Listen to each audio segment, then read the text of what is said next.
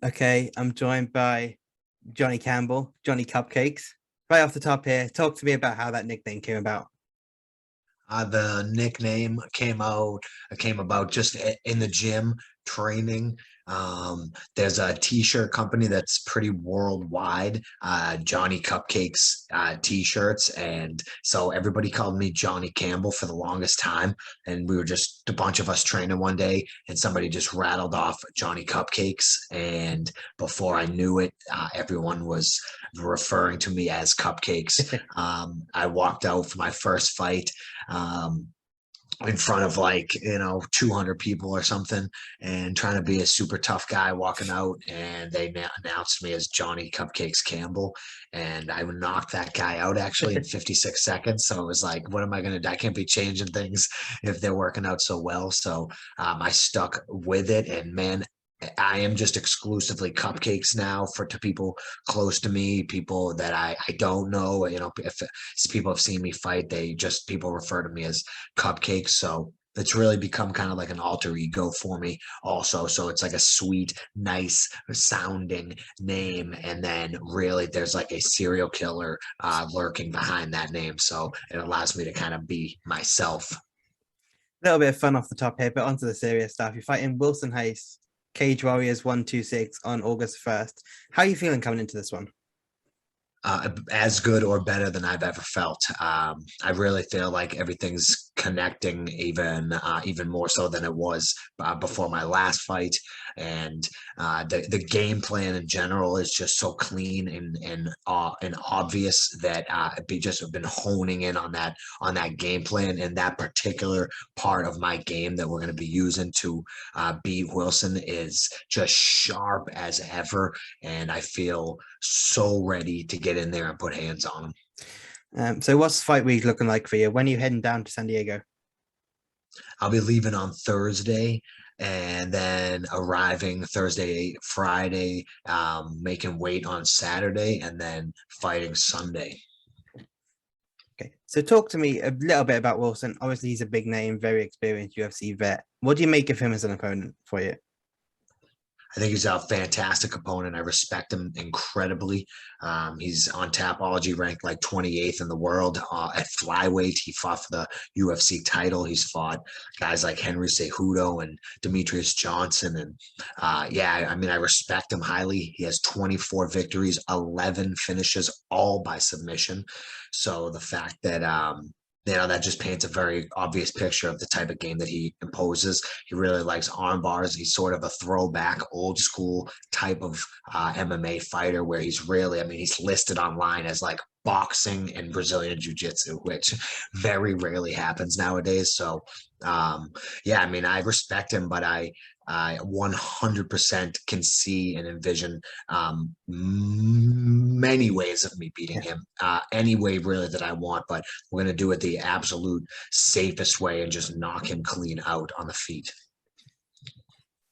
So what was your reaction when Graham Boylan or someone at Cage Warriors came to you with this fight? It was almost immediately yes. So I mean, just kind of like my last fight, when they reached out, the first thing I said was, "Are you sure it's at bantamweight? Because he's a flyweight, and I'm not going to be making the 125 limit." So when they said yes, it's in fact 135. He's coming up to bantamweight. I said 100% definitely. The last fellow that I beat was an alum and veteran of Bellator. He was I think 7-6 in their promotion, or 6-5 or something in the promotion, and now to fight a UFC vet who had a winning record in the UFC. It's just like beautiful steps right along the road that I'm to success, and I'm just walking you know extremely confidently into these fights. So You mentioned obviously Wilson being a flyweight. What do you think of him making this move up? I anticipate him being pretty damn strong. I'm sure that, I mean, he's when I showed the banner online, everyone was like, "Holy shit, what are you fighting, a heavyweight?" Because he looks so Yeah. big in the picture because he's so compact and short. So no doubt that if we lock up, he'll probably feel very strong strong, but I'm going to have at least a couple inches on him, and reach advantage, which I give up most of the time, even at bantamweight. Even being a relatively big bantamweight, I give up inches to guys very often. So to have some on him, and him needing to get close in order to most likely grab me, this just a beautiful fight that he is really going to need to be trying to problem solve, and I am really just going to be picking my shots and just be sniping the whole time. So I'm really looking forward to getting in there. It's a fairly quick turnaround since your last fight in Bellator with Corrales. But looking through your career, you're really no stranger to this. Do you prefer it this way? Yeah, most definitely. I mean, not looking past Wilson in any way, but just knowing realistically the time frame that we're in, I was already looking to take fights in September, and then there's even an opportunity in Bellator in mid-August that if I were to go in and do what I think I'm going to do against Wilson, we may even be turning it around within a couple of weeks. So, yeah, I love to be active, and especially being 34 and having so much experience. It's really about just like getting as many of these in as possible. You know, I said recently to somebody that having the career that we have and this fighting is real. It's like we're driving around in a go-kart, and the go-kart's only going to last for so long before it breaks down. So you may as well drive that bitch as hard as you can and have as much fun as possible. And that's what I love to do, is get in there and test myself against these high-level athletes. And I'm just so blessed to be able to do it, really. You mentioned Bellator there, so just touch on that quickly. In your last fight, you got a win over Henry Corrales, who was a real contender there at a time. He knocked out Aaron Pico not so long ago. Were you surprised that your next fight didn't end up being in Bellator as well? Yeah, I would have loved for Bellator to be the next one, but I just didn't fit, so to speak, into their schedule. They most likely wanted me to get beat by Corrales so Corrales could gain some notoriety in the bantamweight division. And obviously I had different plans. And because I beat him, they just weren't interested in making any kind of permanent decision with me. So they reached out for a fight for August 13th. But I just, yeah, I'm in this to be one of the best ever, the best of all time. And I cannot just sit and wait for Bellator. So when Cage Warriors came through, I was more than happy to take that offer. And yeah, I saw a interview with Graham recently. He said that they've put 105 people into the UFC. So that being the case, I feel like I'm most definitely in the right place, because the UFC is a very, very good place to make a living. I'm here to try to make as much money as humanly possible, and I just can't wait for Bellator to give me 10 days for a fight or whatever. So I mean, especially this Cage Warriors. I mean, I saw Graham do an interview the other day. They've put 105 people in the UFC, and as far as making money, the UFC is a really good place to do it. So Bellator, as far as I'm concerned, if they get really lucky, they might get another fight out of me, but there's a likelihood that they miss something with Johnny Campbell. And yeah, they'll probably, somebody in that fucking office is going to kick themselves eventually. But for right now, I'm just going to take out Wilson Reis and prove to everybody that I belong at the top. And then somebody's going to be paying me checks to do that. Can you say what they offered you for August 13th, or is that still pretty hush hush? Yeah, they didn't even give me a name, so they just said, "Are you available?" And I said, "Maybe. Let me keep you posted." So yeah, nothing's concrete yet, but as the time goes on, I'm sure that I'll know. Yeah, it's probably big, I would think. Obviously, after that Corrales fight, you called out Gallagher as well. I like what you did there. Obviously, he's got a big fight just announced as well. Yeah, massive. Good for him. Yeah, I mean, honestly, I'd be willing to step in on that for short notice if that ever came to.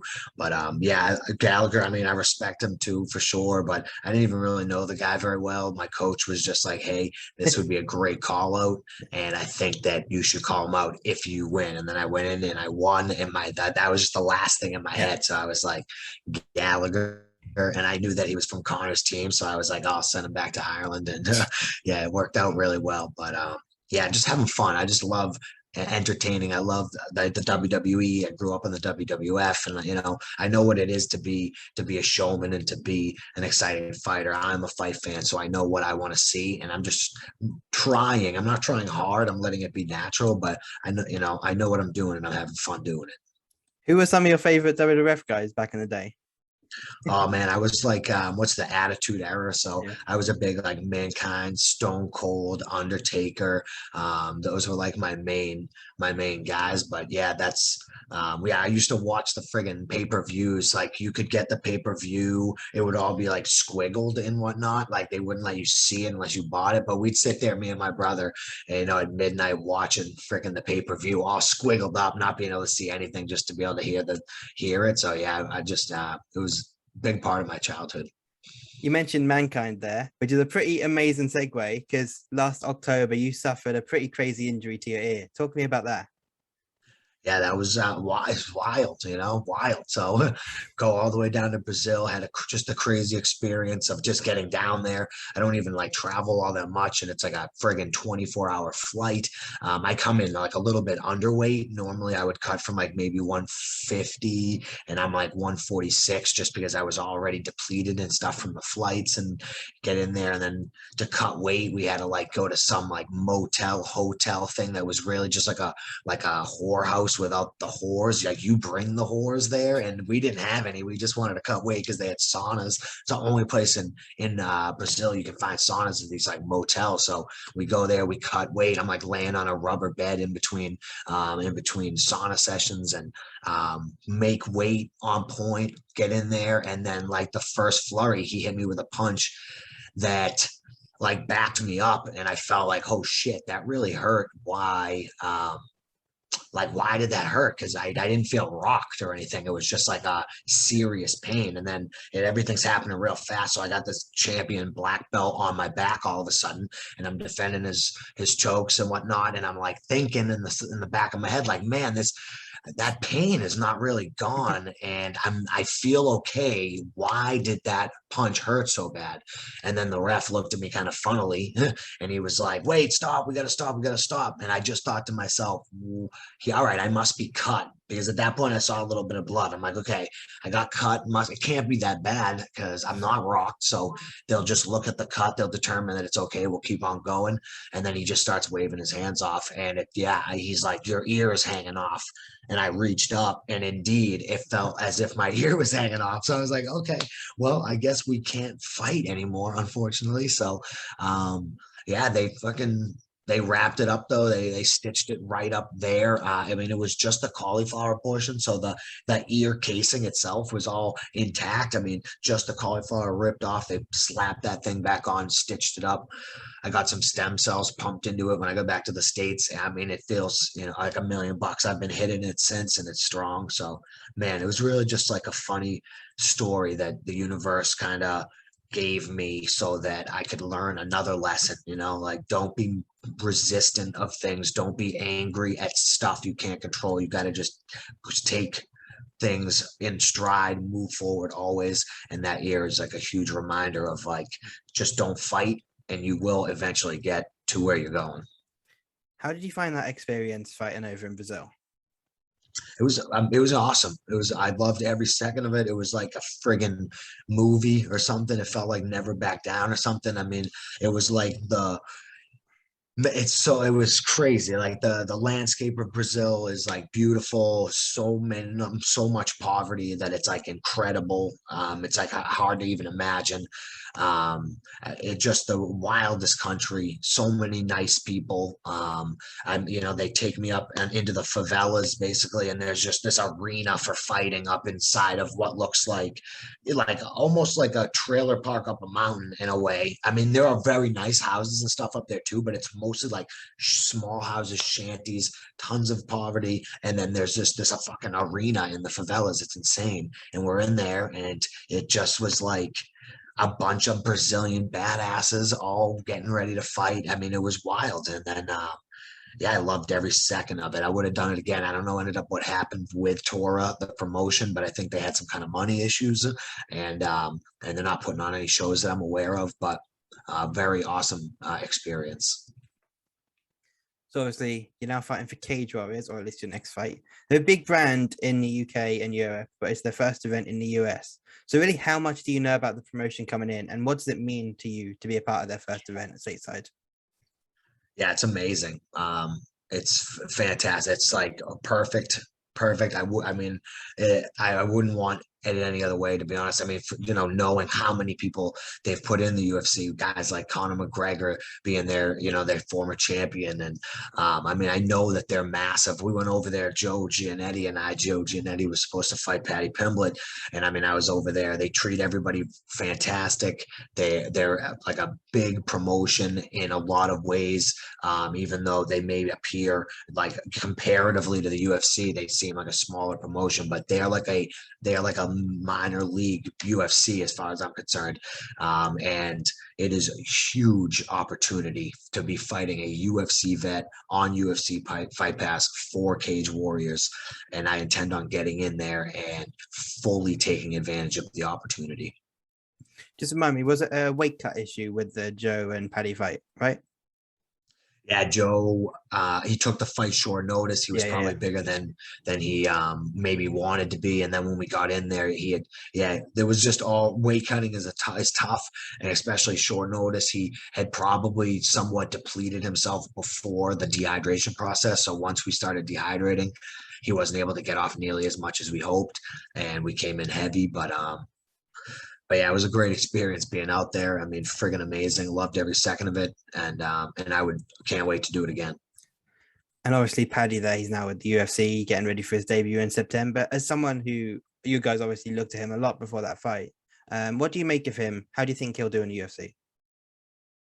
I mean, I think that his submission skills are pretty solid. I think that he's really working hard. I mean, I saw some pictures of him recently. He looked like he added some muscle to him, to his frame, which is really, really good. I felt like he had fought at 35 and then 45, and then I think it was fighting at 55, and I just didn't feel like he was a 55er. So yeah, I love how scrappy he is. I mean, I respect who he is. Great fucking personality, huge fan base. Great attitude. I dig everything about him. But yeah, I think that I would have loved to fight him. When Joe missed weight, I legitimately made the offer that I would step in and fight him on one day's notice, and I would have absolutely done that. I think that our styles go really well against each other, and I think that my style kind of beats his style. So would have loved to have get that done, but I wish him tons of luck in the UFC, and I hope that we get to fight on a card sometime soon together. So back on this upcoming fight against Wilson Reis, you've obviously mentioned how you think that fight's going to go, what you're going to do in this fight. But what does a win in this fight against a guy like him mean for you going forward, do you think? It's the perfect setup for the next one. So I mean, my intention is to give Wilson a smack and finish him inside of 2 rounds, and then get on a microphone and tell the UFC that it's time for me to do my work inside the octagon.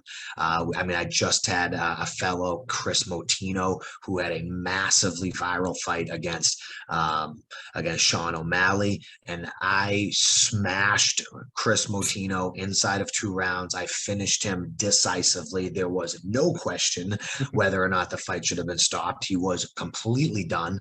I knocked him down twice, put him in a triangle, and then elbowed him until the ref wanted to save his life. I feel like if you put me in the cage with Chris or Sean O'Malley, neither one of them come out of that cage walking in any way. So I really do believe that this gives me the platform to say it is time.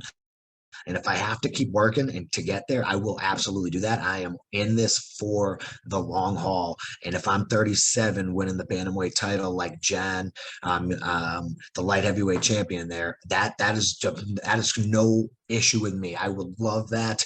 I know Tom Brady at the top of his game at like 40, 41 years old. We just know so much about the human body and about nutrition nowadays that I really feel like I could make a run at this championship, #1 in the world. So and Wilson is just the next step to doing that. You mentioned obviously the 105 guys from Cage Warriors heading to the UFC. Johnny Campbell, 106. Sounds pretty good.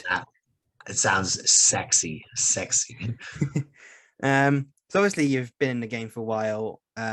What advice would you kind of give to someone who sees this, who's maybe just starting out in their career?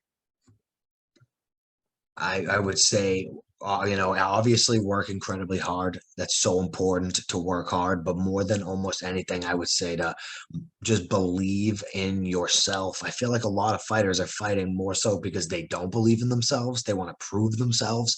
And I think sometimes it takes people a long time to really get into a groove where they actually do believe 100% in themselves. And I think that that was a lot of my issues for a long time. I listened to other people, and even, negative feedback that you can use to grow and get better from can damage you if you allow it to. So I really do think that people, fighters especially, need to believe in themselves and then work hard, because if you haven't worked hard, it's harder to believe in yourself. So the hard work really lays like a foundation for the belief to build a house upon. So work hard as you can, push yourself, and then just believe that you can do it, because everyone really, there are so many stories out there of impossible things coming true and miracles, so to speak, happening. So there's really nothing that can stop anyone that really truly wants to do something. So especially in fighting and in martial arts, you just got to believe it.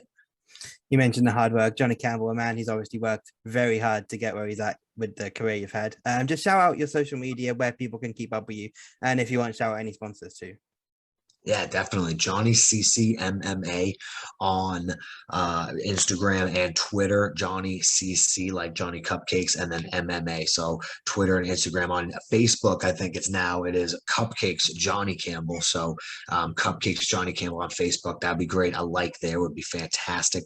Still working on a website, but that's coming very soon. So yeah, those the main places though. I'm pretty active on that Instagram. So definitely check out my content there. Awesome. August 1st, Cage Warriors 126, Wilson Reis, Johnny Campbell. Final prediction. You've said it a couple of times. What's going to happen? Yeah, inside of 2 rounds, I'm going to put my hands on him, on his head, in a way that makes his brain shake around and probably smash on the inside of his skull, which will result in his brain essentially rebooting. And when he wakes up, I'll be either still clubbing him or the referee will be reviving him. So 100% with the hands most likely, but my kicks, him being 5'4" or so, my kicks very well could put his lights out as well. But I'm seeing left hand, right hand, and then the finish. So yes, most definitely inside of 2 rounds, Wilson Reis concussed. Like you said, August 1st, UFC Fight Pass. Watch this fight. It's going to be a barn burner. Johnny Campbell, Johnny Cupcakes. Thanks for the time today, my friend. Thanks so much. Appreciate you.